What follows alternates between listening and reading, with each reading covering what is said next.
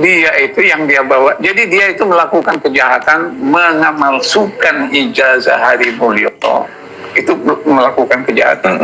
Dan di situ ada kan di dalam ijazah itu, selain dia namanya dan lulusnya kan ada berasal dari SMA mana. Iya. Nah, di dalam yang dia pakai itu masih terpakai SMA 6 Yogyakarta. Sekolahnya Joko Mulyono. Oh. Dia bukan itu. Jadi intinya yang punya ijazah itu bukan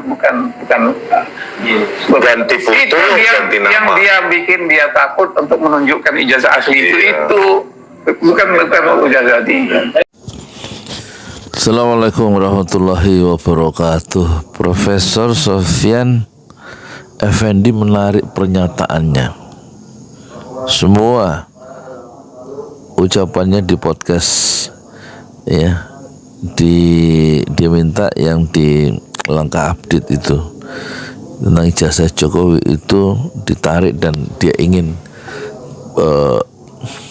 persoalan ijazah Jokowi berhenti. Orang menyimpulkan secara keliru. Profesor Sofyan Effendi tidak membatalkan isinya, tapi hanya menarik peredarannya.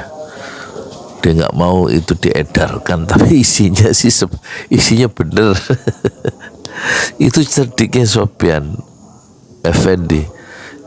Kita ingat terhadap kasus seperti ini di zaman dulu ya. Buya Hamka sebagai ketua Majelis Ulama Indonesia itu mengeluarkan fatwa secara sederhana haram ya, menghadiri perayaan Natal buat umat Islam. Haram menghadiri perayaan Natal. Kemudian heboh, terjadi kehebohan, terutama pemerintah marah ya, karena fatwa itu bisa merusak kerukunan antar umat beragama. Dan Buya Hamka ditekan supaya peredarannya atau supaya fatwa itu ditarik, dibatalkan.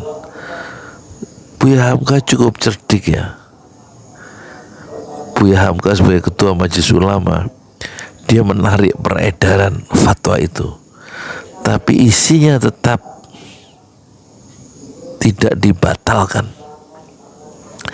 Isinya sampai sekarang itu fatwanya tetap berlaku, yaitu haramnya umat Islam menghadiri Natal.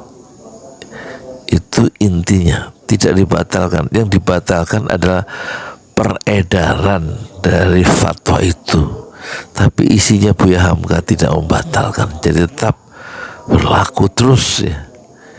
Substansi dari ucapannya atau dari fatwa itu, fatwa yang terkenal itu. Jadi ini orang lupa ya, kasus ijazah Jokowi yang sudah dinyatakan itu Jokowi tidak tamat S1 oleh Profesor Sofyan Effendi, dan itu sudah dimuat segala ucapan belak-belakan tentang kejahatan Jokowi yang memasukkan ijazah S1 ya, dan segala macam itu bisa dilihat di saya ngelihatnya bukan di langkah update ya, tapi di Baliki Academy.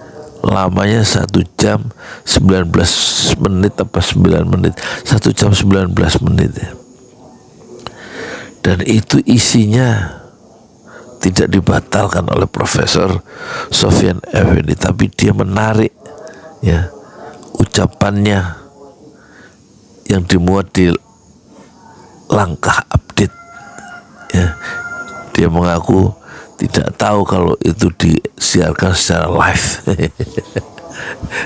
Bukannya nggak tahu, dia tahu. Dia ini permainan tingkat tinggi dan memperlihatkan kecerdikan dan kecerdasan dari Profesor Sofyan Effendi, Rektor UGM tahun 2022 sampai 2027. Dengan jelas sih dia menyatakan Jokowi tidak punya ijazah dan tidak lulus S1, dan dia memasukkan ijazah S1-nya itu inti dari substansi dari ucapan Profesor Sofyan Effendi. Yang dia ralat itu bukan isinya. Yang diralat oleh Profesor Sofyan Effendi adalah peredarannya, tapi substansinya tetap. Jadi ya, dan Sofyan Effendi juga kalau kita cermati, dia tidak menginginkan ya wawancaranya itu yang hanya dia inginkan ditarik peredarannya di channel ini Langkah Update, tetapi orang tahu bahwa sampai sekarang dia tidak meralat ucapannya dan meminta peredaran wawancaranya itu ditarik ya melalui channel Baliki Academy. Padahal sampai sekarang Baliki Academy membuat wawancara secara utuh. Baliki Academy, di situ ada yang wawancara juga akan sama. Malah dia diwawancarai langsung oleh Dr. Rizmon Sianipar. Profesor Sofyan Effendi tidak meminta ucapannya supaya ditarik melalui kanal Baliki Academy yang disebut adalah Langkah Update. Jadi substansinya tetap sama dan dia tidak meralat ucapannya, substansinya. Itulah kecerdikan dari Sofyan Effendi. Dan tetap ucapan Sofyan Effendi itu seperti rudal balistik Iran yang berhasil membongkar dan menghancurkan bunker Jokowi di Solo. Assalamualaikum warahmatullahi wabarakatuh. Di jalan Allah. Ini Masjid Enam Syuhada lagi dikunjungi sama Ketua Hilmi.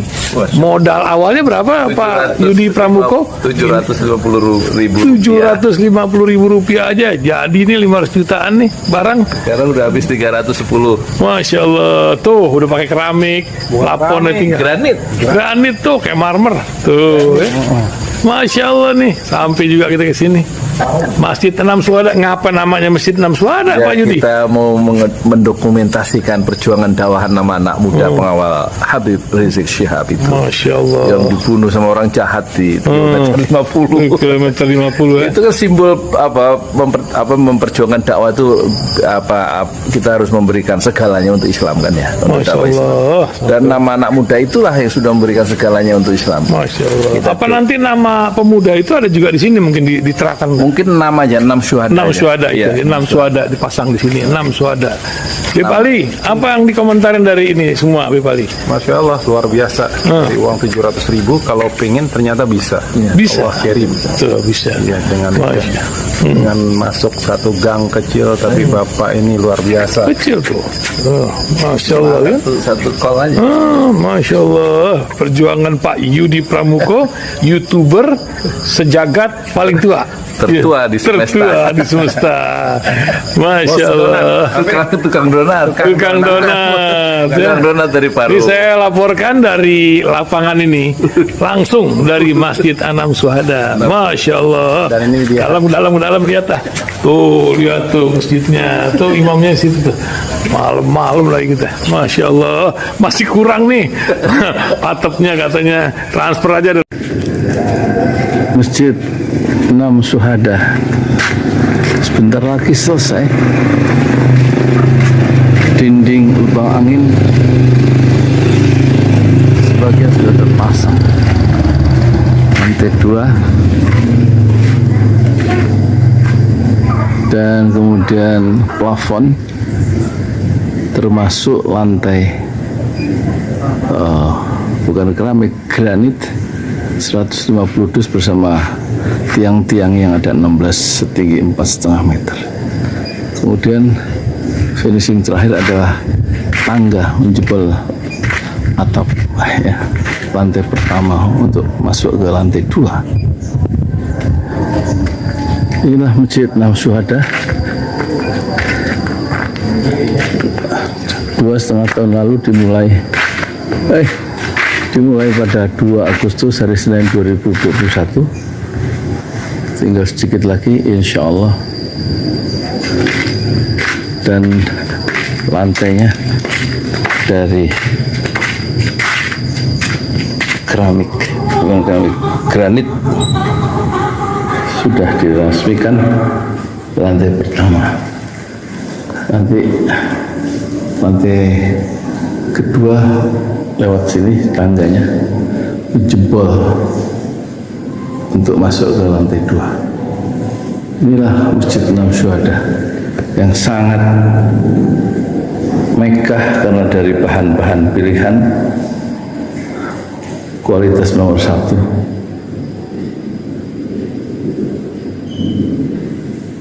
Tinggal sekitar 80 juta lagi finishing lantai atas selesai, insya Allah.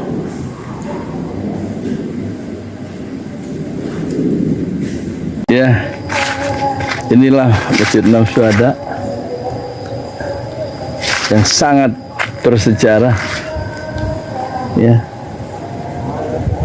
dalam sejarah dakwah Indonesia modern, insya Allah, karena ini dibangun dalam konteks kezaliman rejim penguasa yang sudah membunuh 6 santri dari front pembela Islam, dan kita abadikan pengorbanan dan perjuangan dakwah mereka, sehingga kita sebut namanya Masjid Enam Syuhada. Mereka mengawal perjalanan dakwah gurunya Habib Rizik Syihab, dan mereka dicegat oleh orang-orang jahat di kilometer 50. Saya Yudi Pramuko, tukang donat dari Parung Juber, tertua di semesta Fasbir Sabrun Jamila. Bersabarlah dengan kesabaran yang indah. Assalamualaikum warahmatullahi wabarakatuh.